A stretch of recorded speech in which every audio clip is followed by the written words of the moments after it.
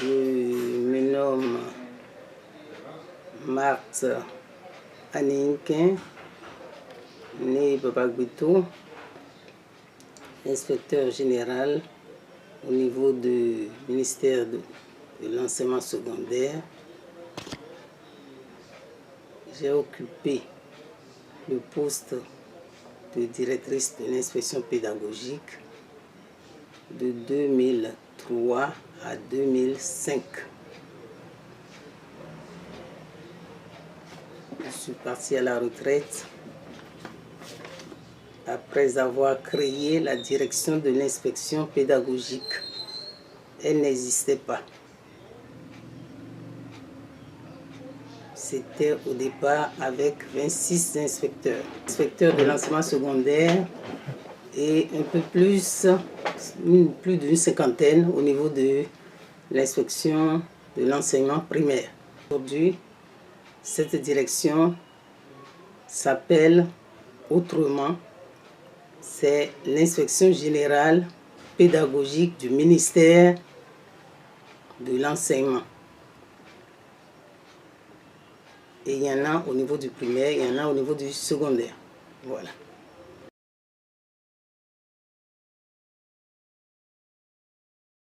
Au niveau du système éducatif, il faut dire qu'à un moment donné, il n'existait pas de contrôle. Et c'est l'enseignement primaire qui a commencé à former au départ des inspecteurs. Le secondaire a suivi. Et c'est après des concours que inspecteurs du primaire et inspecteurs du secondaire sont formés. La fonction au niveau de l'inspecteur, c'est d'aider l'enseignant qui doit améliorer sa façon d'enseigner, d'encadrer, d'évaluer. L'inspecteur n'a pas à jouer le rôle de gendarme. Il aide à améliorer la qualité de la prestation de l'enseignant. Et il aide également à faire apprendre aux apprenants. Il joue un rôle de guide. Il oriente. Il veille, mais sans sanctionner dans un premier temps. Son rôle est également au niveau de la conception. Il doit concevoir des programmes, des méthodes, une manière d'enseigner, une manière d'évaluer. Il doit faire ce travail de conception qui doit passer d'abord en premier lieu. Ça doit être prioritaire. Parce que c'est ce travail bien fait qui doit être suivi par l'enseignant.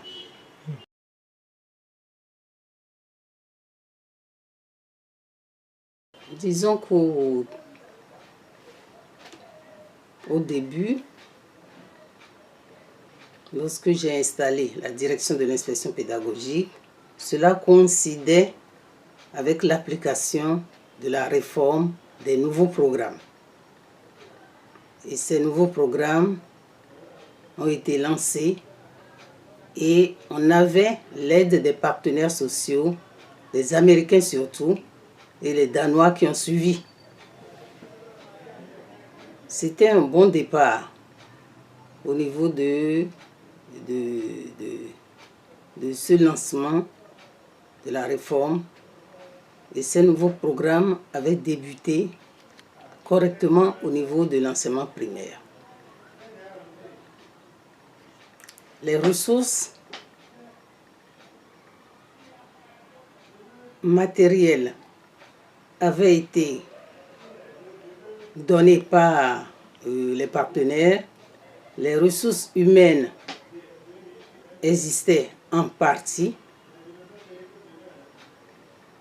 Le secondaire devait suivre parce que l'enfant qui a terminé le système au niveau du CM2 devait continuer avec ce nouveau programme au niveau de la classe de 6e.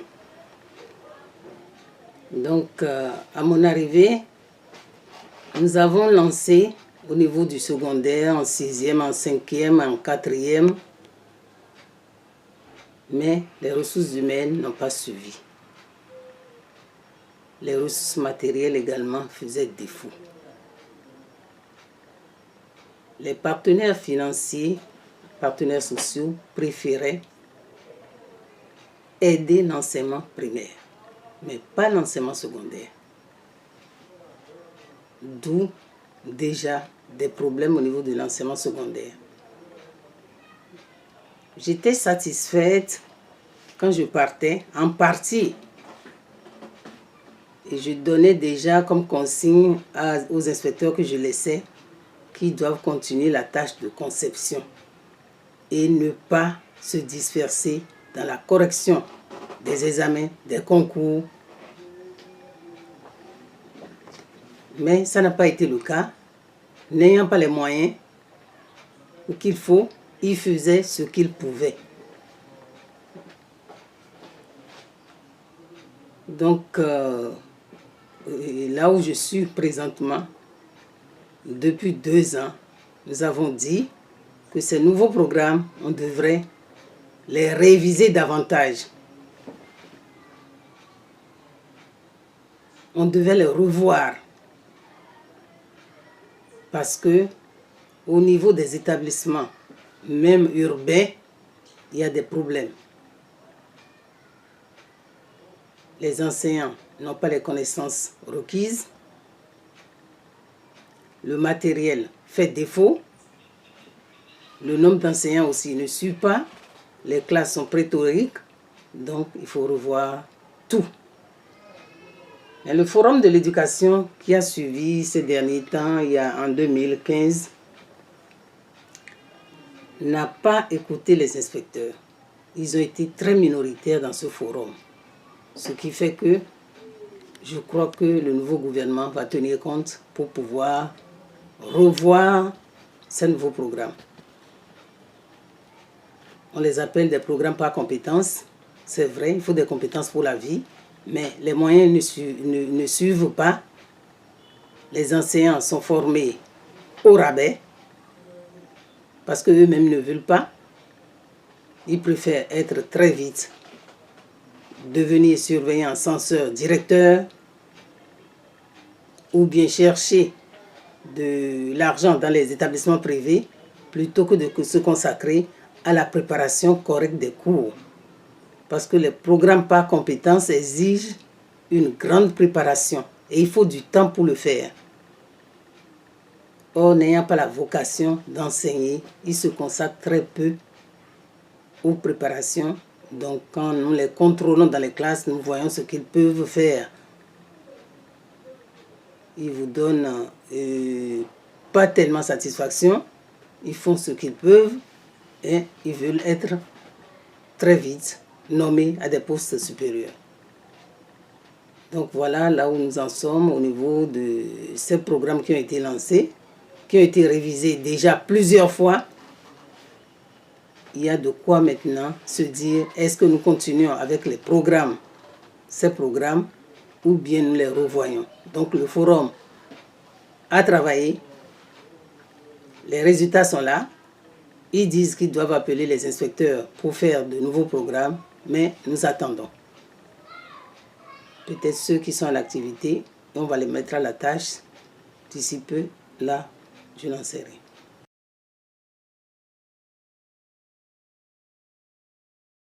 Et ce nouveau programme, que nous appelons programme par compétences, c'était pour pouvoir désengorger un peu le nombre des chômeurs.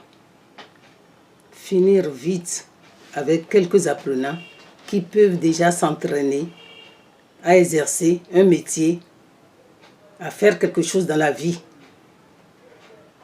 et ne pas s'attendre tout le temps à être recruté comme fonctionnaire au niveau de l'État. Donc il fallait les emmener très vite à concevoir quelque chose, à réfléchir très vite sur des actions à mener. Par exemple, on parle de l'environnement, des problèmes environnementaux. Que faire? Si c'est bien conçu, bien préparé, le cours peut emmener l'enfant à prendre l'initiative et quelques années plus tard, à la fin de la classe de 3e, il peut être amené à prendre l'initiative et mener une action pour pouvoir régler un problème environnemental qui se pose dans son quartier ou bien dans sa ville, etc. Donc c'était l'objectif des programmes par compétences. Les emmener à des activités. Et pas tout le monde fonctionnaire, mais les emmener à un métier autonome. Mais les aider plus tard à avoir beaucoup d'initiatives et ne pas attendre de quelqu'un pour pouvoir s'exercer à un métier.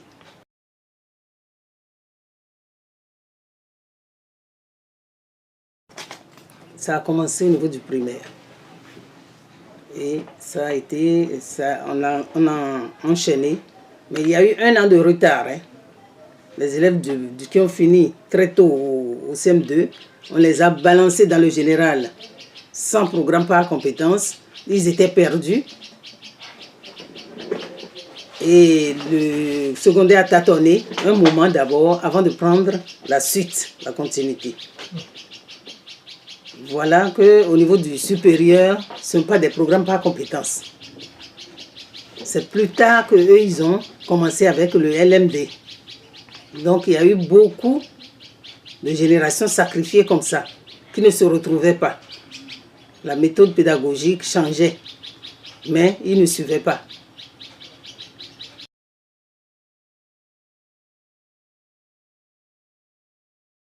Les programmes que nous enseignons, nous sommes partis d'abord des anciens programmes, parce que tout n'est pas mauvais dans l'ancien programme. Mais il fallait introduire des programmes qui concernent la nation béninoise elle-même. Donc ces programmes sont faits par des inspecteurs avec des conseils pédagogiques, des professeurs chevronnés. Les premiers projets sont lancés, c'est revu à un moment donné et avec l'appui d'un partenaire financier, ces programmes sont édités avec des documents d'accompagnement pour aider l'enseignant à les exécuter. Mais ces programmes, tels que c'était fait, ils avaient besoin de matériel d'observation, des cartes, des globes, des projecteurs, des photocopies à distribuer aux élèves qui étudient sur place.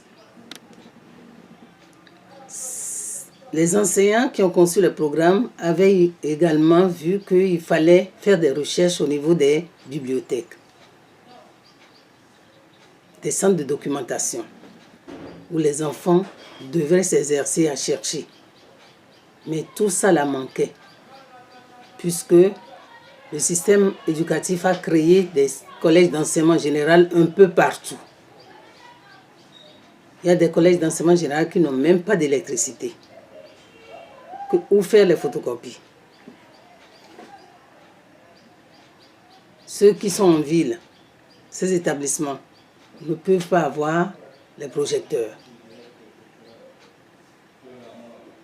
Donc c'était des années après, 4 ans, 5 ans après, qu'on donnait une imprimante à un établissement, un ordinateur ou bien...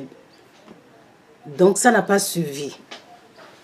Et les professeurs se cherchaient, les enseignants se cherchaient, les apprenants ne pouvaient pas aller dans des centres de documentation. Ça n'existe pas dans toutes les régions.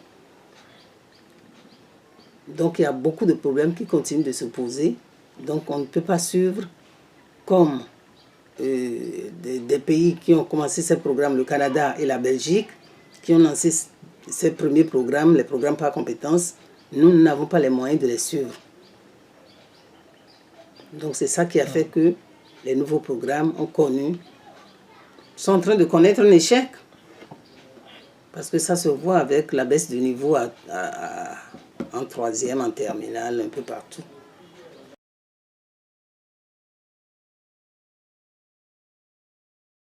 Et bien après, lorsque les problèmes se sont posés, qu'on a commencé par les résoudre un à un, d'où révision des programmes. Même ceux qui les ont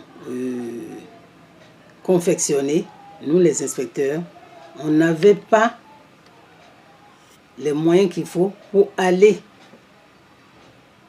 d'un département à l'autre pour initier les conseils pédagogiques de la zone sur ces programmes. Les moyens roulants font défaut. Donc, c'est bien après que ces problèmes commençaient par se résoudre un à un. Je sais qu'il y a 2 ans, on a fait des inspections sur Zemidjan. Parce qu'il n'y avait pas de véhicule roulant. Et l'année dernière, aucune activité n'a pu se faire faute de moyens financiers. Les inspecteurs ne sont pas partis travailler dans aucun établissement. Peut-être à Cotonou, dans des privés qui les ont sollicités. Fait seulement les concours, proposer les sujets, ils ont fait les corrections, terminé. Ils n'ont pas encadré réellement les enseignants. Les moyens que les partenaires financiers donnaient, bon, on se demande, eux-mêmes ils se posent des questions, est-ce que c'est utilisé à bon escient? Parce que nous réclamons toujours du matériel. Et c'est des années après qu'on a commencé par fournir ce matériel-là. Voilà. Mais tous les établissements ne sont pas équipés. Il y a un manque d'équipement un peu partout. Même lorsque vous prenez les établissements urbains.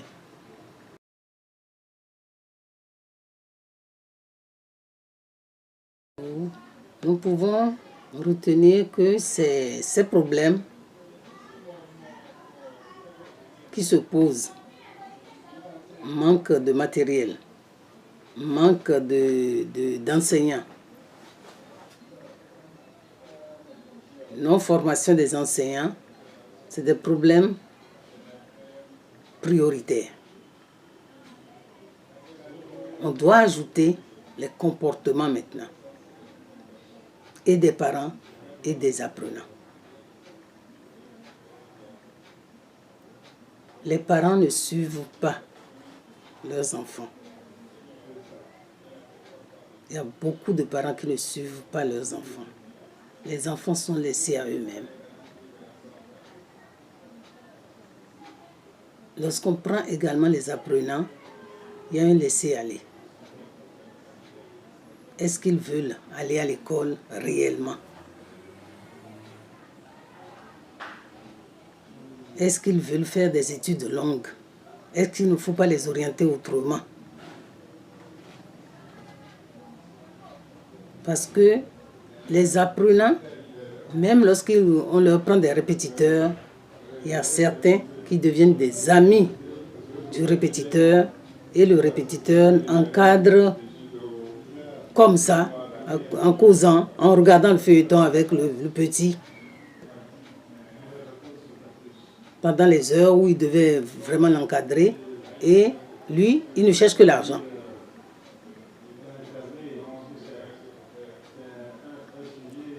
Donc du côté des apprenants, du côté des parents, il y a des comportements à développer encore. Il faut un suivi, il faut être conscient. Maintenant, lorsque nous prenons les enseignants, Ils doivent bénéficier d'une formation initiale correcte. Il y a toute une génération que nous appelons les enseignants reversés, que nous avons formés, mais qui n'avaient pas le niveau parce qu'ils n'avaient rien que le bac. Et on les a formés en masse, sur le tas. Bien sûr, il y avait des séjours de 3 semaines, mais venaient ceux qui voulaient. Parce qu'ils se disent, l'évaluation est individuelle. Même lorsque je ne viens pas poursuivre, au moment de l'évaluation, moi je vais mettre ce que je peux mettre. Donc la formation que nous avons eu à faire à ces reversés, même en les contrôlant, tout le monde n'a pas suivi. Ce qui fait qu'en classe, ils ne font que ce qu'ils veulent. Et ce qu'ils peuvent. Mais vers la fin de l'année, ils vont te demander de les proposer comme surveillant, comme correcteur, etc. Donc les problèmes sont là, existent. Le niveau en français est très faible, même au niveau de l'enseignant d'abord. Au niveau de l'apprenant, n'en parlons pas. Ce qui fait que les nouveaux programmes en français sont en train de remettre la dictée.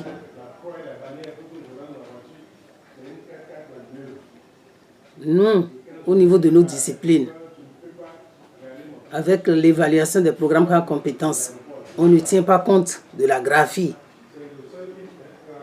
Mais on a commencé par tenir compte maintenant. Parce qu'ils écrivent au son, comme les messages qu'ils envoient sur les portables.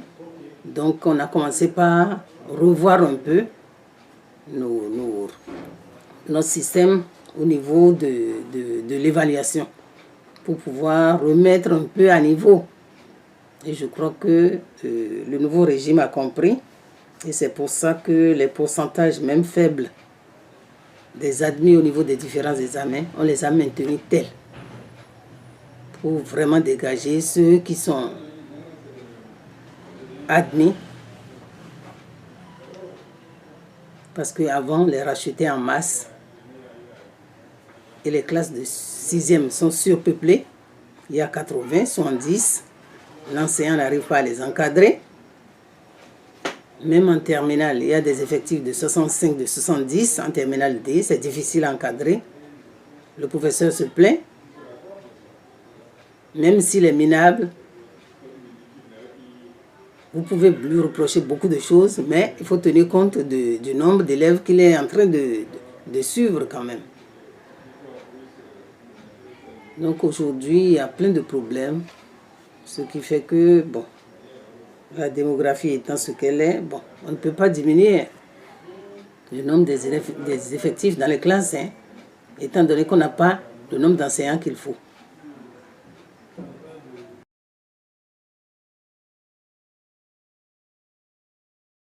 À force de chercher à résoudre les problèmes, l'école normale de Porte-Novo a été remise sur les rails et il y a des bacheliers sélectionnés par des tests qui sont inscrits là et qui suivent des formations pour avoir leur BAPES, le brevet d'aptitude pour l'enseignement secondaire. Maintenant, le problème qui est là, après le brevet, le BAPES, brevet pour l'enseignement secondaire, ils devraient continuer pour obtenir le CAPES, c'est-à-dire devenir des professeurs certifiés. Ça n'a pas suivi. Ça n'a pas encore suivi. Et ceux-là qui ont obtenu le BAPES sont obligés, ceux qui ont les moyens, de faire la formation payante. Toujours dans la même école normale, ils paient pour la formation payante pour pouvoir devenir des professeurs certifiés. Donc aujourd'hui, c'est les initiatives qui sont prises.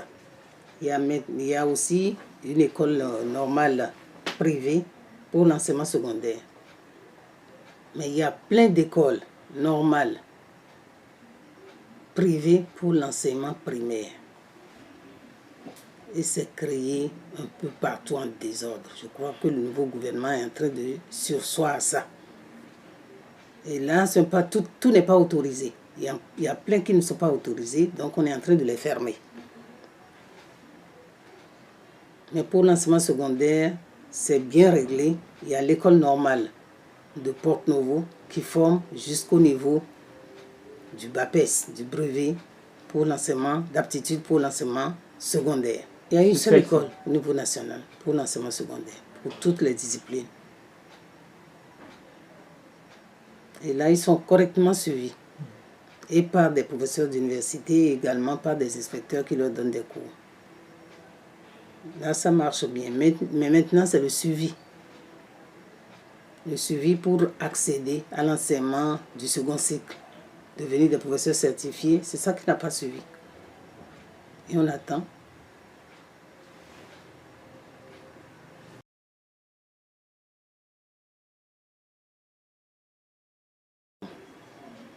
L'enseignement privé, là, c'est un problème très sérieux. Et les gens doivent s'asseoir en un séminaire pour pouvoir l'étudier. Il y a des établissements d'enseignement privé très anciens qui continuent de bien travailler. Mais il y a un grand nombre d'établissements d'enseignement privé, que ce soit primaire ou secondaire, qui n'ont pas les cadres même adéquats pour travailler. Nous, dans les 2 ans que j'ai passés à la direction, nous avons fait des contrôles administratifs. On a fait des rapports pour demander de fermer certains. Ça n'a jamais eu lieu. Ces établissements sont restés ouverts. Maintenant, 10 ans après moi, on en a créé pas mal. La cour de récréation n'existe pas. Le surveillant ou le directeur est très loin des élèves pour pouvoir les suivre. Les salles de classe sont des cachots. Des rapports ont suivi, mais les sanctions n'ont pas eu lieu. On n'a pas fermé. C'est le système béninois qui est comme ça. C'est vous qui devenez méchants et les autres sont les bons et voilà. Mais ça affaiblit le système. Ça affaiblit énormément le système. Parce que ces établissements ne font pas grand-chose. Il y en a qui sont bons, hein. Les plus anciens, ceux qui existaient bien avant, travaillent très bien et donnent de très bons résultats. Les 5 premiers, vous les trouverez toujours dans des établissements privés. Que ce soit le BPC ou le bac, vous les trouverez dans les établissements privés. Mais les cadres, pour certains établissements privés, déjà, ne s'y prêtent pas. Et je crois que l'enseignement supérieur aussi a suivi et les établissements privés sont créés un peu partout et ça ne va pas. Ça ne va pas.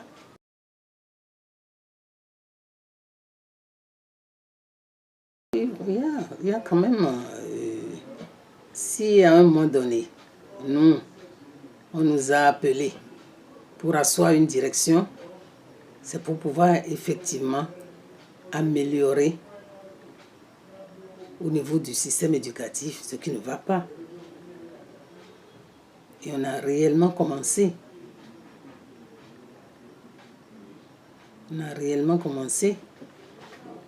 Même les moyens roulants qu'on avait commandés pour moi pour pouvoir lancer le contrôle. Mais ces moyens roulants, quand ils sont venus, on les a donnés à un autre ministère. La dame n'était plus là. C'est ça qui fausse les choses. Il y a bien sûr des gens, des personnalités qui ont une vision claire de ce qu'il faut faire. Mais il y a d'autres qui ne voient pas loin. Rien que la politique, et c'est fini.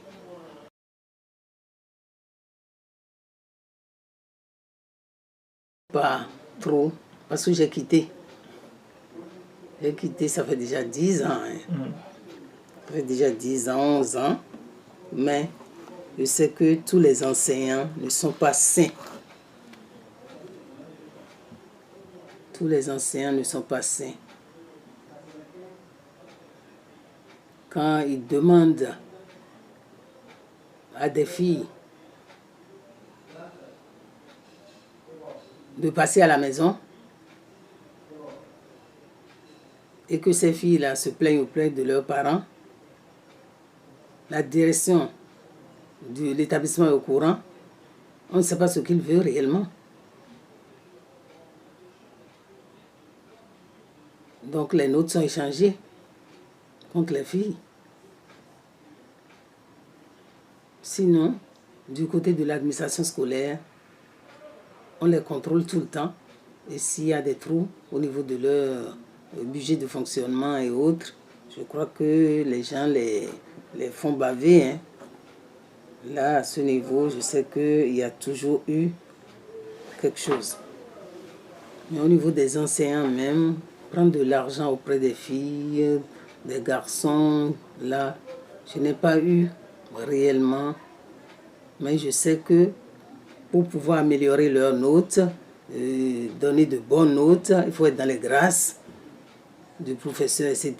Donc ça ne manque pas.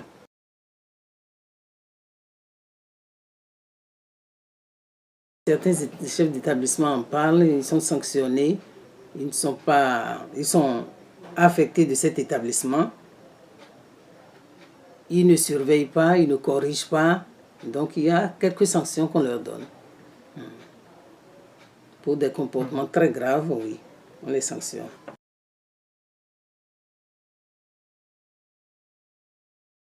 Au niveau de l'approche genre, nous avons pratiquement, et les hommes et les femmes, un grand nombre dans le système, au niveau de l'enseignement. Maintenant, il faudrait dire que au niveau des matières scientifiques, nous remarquons qu'il y a beaucoup plus d'hommes. Beaucoup plus d'hommes qui enseignent les maths et les sciences physiques.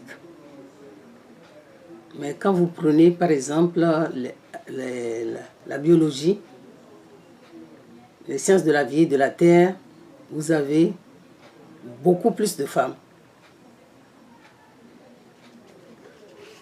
Mais au niveau des matières littéraires, il y a les deux sexes. On a les deux. Il y a beaucoup de femmes qui aiment émerger. Même en français, nous constatons qu'il y a beaucoup plus de femmes au niveau de nos disciplines littéraires. Surtout les langues. Les langues aussi. Quand vous prenez l'anglais, l'espagnol, vous avez beaucoup plus de femmes. L'espagnol, oui. L'allemand, beaucoup plus de femmes. Les femmes sont beaucoup plus exigeantes. Il n'y a pas de laisser aller. Il y a des classes d'enseignants femmes où vraiment tout se passe avec rigueur, avec des principes donnés.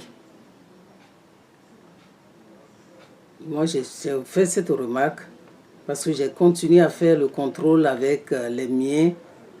J'ai cessé maintenant il y a 3 ans. Et quand je vais dans des classes de femmes, je sais la rigueur que l'enseignant femme manifeste. Il y a beaucoup plus de classes d'hommes où il y a de laisser aller.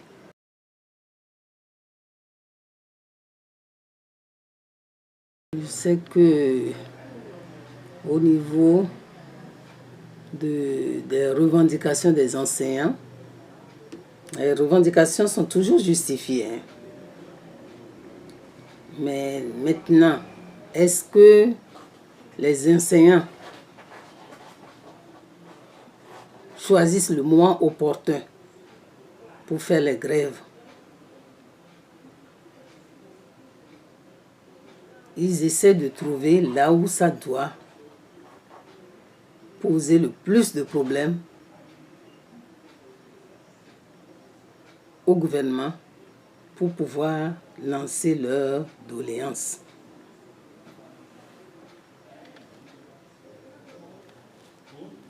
Les syndicats sont très nombreux et ils ne sont pas solidaires. Il y a de petits groupuscules de syndicats. Ils sont très nombreux. Ils sont très nombreux et il n'y a pas de concertation. Ce qui fait que dès que les mouvements sont lancés, on ne comprend pas au niveau de l'enseignement lesquels syndicats sont en grève et tout le monde cesse les activités. Or, ce n'est pas leur syndicat qui est en grève.